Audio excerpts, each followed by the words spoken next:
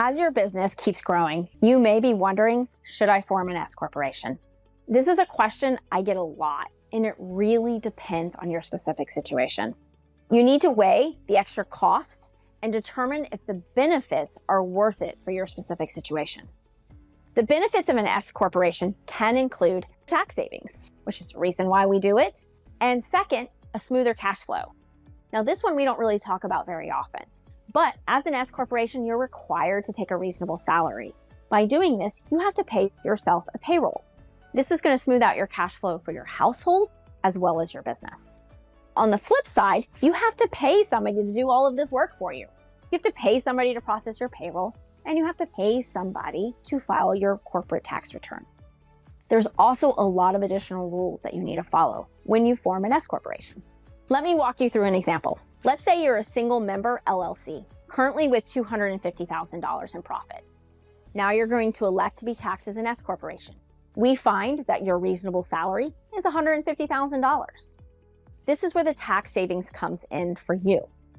When you were a single member LLC, that whole $250,000 was being subject to your Social Security and Medicare taxes, which is roughly about 15%. The $150,000 reasonable salary, that is the only amount inside of an S corporation that's going to be subject to payroll taxes. Therefore, we've got $100,000 left that you can take out as a draw. So you are saving 15% on that $100,000.